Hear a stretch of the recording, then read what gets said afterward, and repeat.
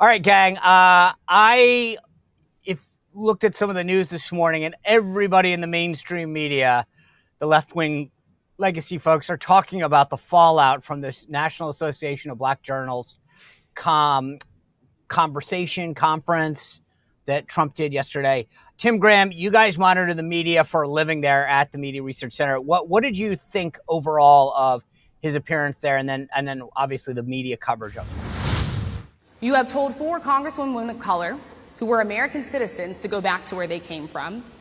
You have used words like animal and rabbit to describe black district attorneys. You've attacked black journalists, calling them a loser, saying the questions that they ask are, quote, stupid and racist. You've had dinner with a white supremacist at your Mar-a-Lago resort. So my question, sir, now that you are asking black supporters to vote for you, why should black voters trust you after you have used language like that? Well, first of all, I don't think I've ever been asked a question in such a horrible manner. First question. You don't even say, hello, how are you? Are you with ABC? Because I think they're a fake news network, a terrible network.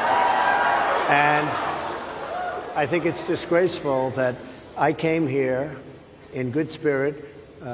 I love the black population of this country. I've done so much for the black population of this country. Well, you have to start with the idea that he showed up. And of course, we would have suggested it's going to, they'll call it the Lion's Den. And yet, when the media report on it, they're sort of like, Trump was combative. Well, why don't you show how combative the reporters were? That's kind of mind-boggling to me. So I think that obviously a lot of voters would give Trump credit for going in and taking it on. What the networks didn't want to do is acknowledge that Kamala Harris skipped out of it.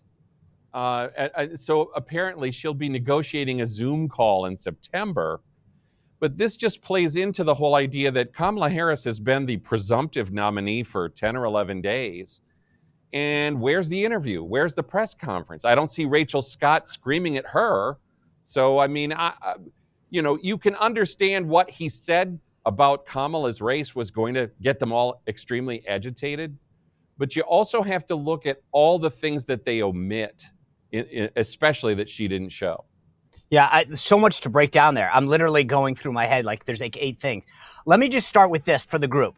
Was it a good idea? Look, here's the thing, Tim. I agree with you. He shows up to things that most Republicans have never shown up to, right? He's gone to Detroit. He's gone to these places that Republicans traditionally haven't gone to. He goes to the National Association of Black Journalists.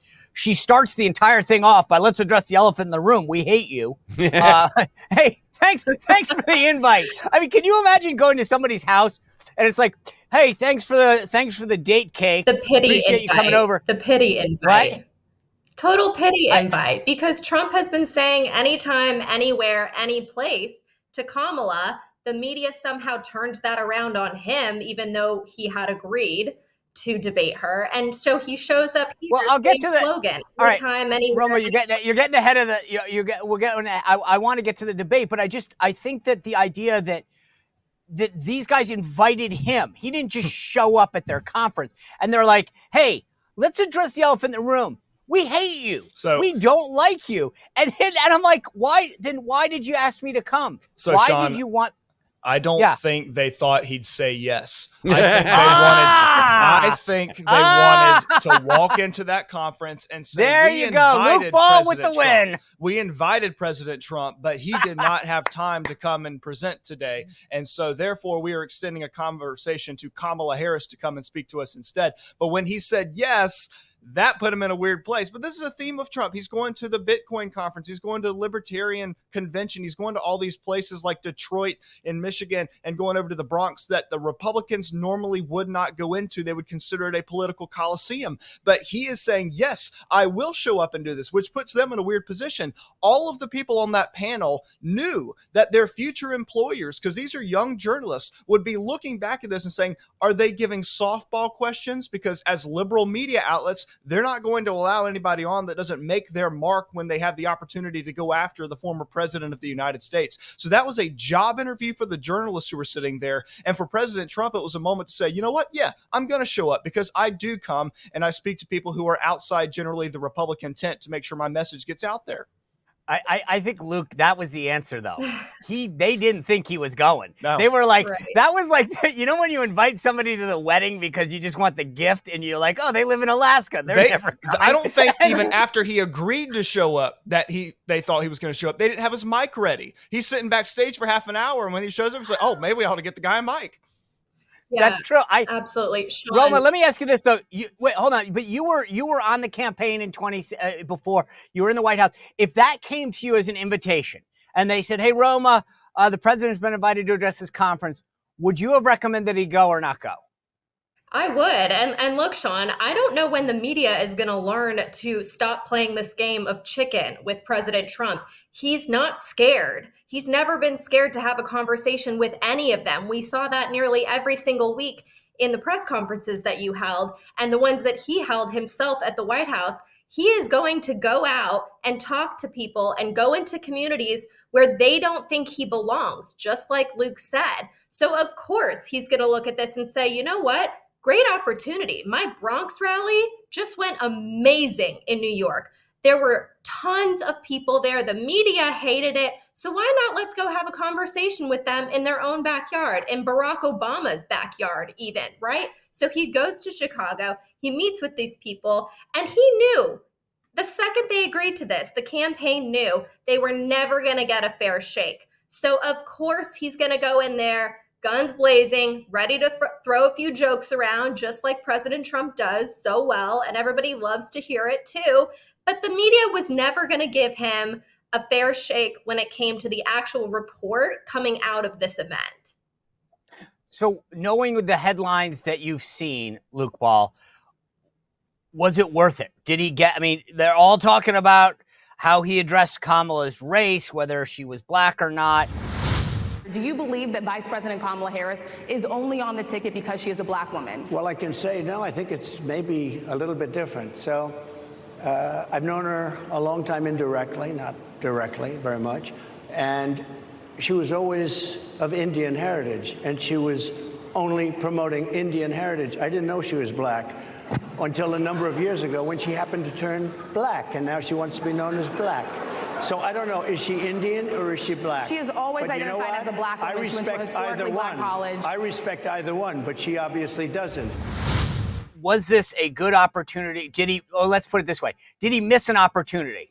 No, I don't think so. I think that the American people have a short memory, first of all, when it comes to a lot of this stuff. We are several months out from the election. I think it shows a willingness on his part to just confront some of the folks on the left head on. This was classic 2015, 2016 Trump. I remember when all the media would react, harshly to things that he did back then, and yet it put him at the top of the polls because it showed somebody who was willing to go out there and be strong and brash, quite frankly. And so one of the major issues we're dealing with right now is our foreign affairs is abysmal. And when the leaders around the world are looking at how Donald Trump is coming into these hostile situations, he was not going to just go quietly and be politely and be run all over. He was going to show up and actually have these fire guns ablazing. So when you're put in these positions of confrontation, I think that it's not just for the immediate moment. Kamala Harris is still in this honeymoon phase, and the Republicans have an opportunity to redefine who she is as a candidate. So of course, all of the media is kind of riding this high and saying, oh, now the race dynamic has totally changed. We can do whatever we want to in the media with President Trump. And I'll say this too, the outcome was already decided on the headlines before he showed up. They knew what they were going to write about before he even opened his mouth. They knew it wasn't going to be a friendly conversation. I guarantee you that they knew ahead of time who the people who were interviewing him were going to be. And there were phone calls and text messages way ahead of him showing up saying, what are you going to ask? What are the questions you were going to present to him? And based off of that premise, they had already gone ahead and probably written the body of what they were going to say in their articles and part of the headline because they wanted to make sure that they made this an entire media cycle trying to champion their liberal sphere. Tim Graham, you guys cover this. And the thing that I thought was interesting and why I want to get your perspective from the Media Research Center is this is the National Association of Black Journalists. They are supposed to be journalists, reporters, people who report the news for the most part. There's some columnists, et cetera, there. But when the first question is, we don't like you, doesn't that speak to the broader point of the media? Like, no kidding. Like, they're admitting what they're not supposed to admit. They say the quiet part out loud. We don't like you. we think you're offensive. Well, we should say these groups, when they ally on racial terms, the National Association of Black Journalists, the National Association of Hispanic Journalists, or then there's the National Lesbian and Gay Journalists Association. These are affinity groups, but they're also advocacy groups. So they are not groups that organize for objective purposes. They are groups that organize to make everything more racially sensitive as they see it. Like the Hispanic journalist said, you can't say illegal immigrant, and then nobody does. I mean, so the Black journalists here are coming together, and it's all about, we need to get more Black journalists in the newsroom who are attacking Donald Trump. I mean, it's not at all surprising that a group of Black journalists was going to be just about the most hostile anti-Trump crowd you could find. And yeah, the questions that Rachel Scott, I mean, they said the Democrats are all saying this is a dumpster fire for Trump. I say this is a dumpster fire for Rachel Scott, who didn't come in and ask one question. She threw like 6 things at the wall, like she was trying to beat him up. And how is anybody supposed to answer it? I think Luke brought this up. I felt like Rachel Scott was trying to prove her bona fides to her colleagues. Like, watch this. I'm going to come in and say everything in one sentence. It may be a long, that shows you guys that I'm tough as nails. And I'm going to say, in 6th grade, you said this about little Johnny. And then in 12th grade, you did this. And then when you were, she was like, I'm going to unload on you. And I'm going to show everyone in this room that I'm tough. All the coverage afterwards, Tim, was how tough she is. And she was a great journalist. Her colleagues loved the fact that she came loaded for bear. In Sean, before Tim answers, let me reframe this a little bit too. Just put it in our position. If I was trying to get a job with the Republican Party or the Trump campaign, and I was given the opportunity to interview a liberal journalist, I would also come in probably with the same mentality to try to impress my bosses. That is a political advocacy group that she is trying to get a job with in the left-wing media. So that is why she had to come in there. It was not about journalism. It was about a resume. Yes, I agree. I would add to that, Sean. It's also about your colleagues liking you, both within ABC and around the national media in general. Rachel Scott has been, a lot of these reporters at ABC have just been D New York or D DC. They're Democrats all the time. I always want to put the party label on them. Dude, I love this idea. I'm going to start, instead of saying Rachel Scott, ABC News, I'm going to put D ABC News. I mean, I think I love that. It's the way, it's really the way they sound. And so it is intended to be obnoxious. And Luke's right. It's this, hey guys, watch this. Like, I'm going to do this acrobatic routine on his head.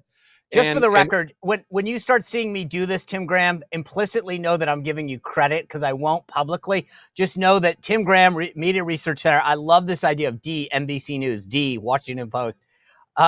Roma, I want to ask you this, though, that I thought it was funny. One of the examples that Rachel Scott gives, she said, you called a Black reporter nasty or something. And I'm like, have you watched Trump? I think he calls everybody nasty. I mean, show me a tape of Jim Acosta where he doesn't call him like a total loser. Like, he doesn't acknowledge the reporters are nasty. Right. But the point is, it's not a black or white or brown thing. He calls them all losers. Right, exactly. And the thing is, they're putting themselves in this situation, really. They're so openly partisan nowadays. I mean, even a few months ago, earlier this year, we had an NPR reporter blow the whistle on the entire organization, saying we don't have a single person in our newsroom to counter the left narrative. And nobody cared. The media didn't care. No one wanted to cover it. Of course, you covered it. People like Newsmax and Bannon's War Room, those are the only people who decided to put that information forward for the public, even though we all know that the media has been biased for the last 8+ years against President Trump since he came down the golden escalator. So if he's going to throw punches and they're going to act like they're this wounded child, I mean, I can't help but laugh and roll my eyes. Please, you know who you're dealing with here. Well, if you enjoyed this content, make sure to like this video, subscribe, and click the notification bell to get more.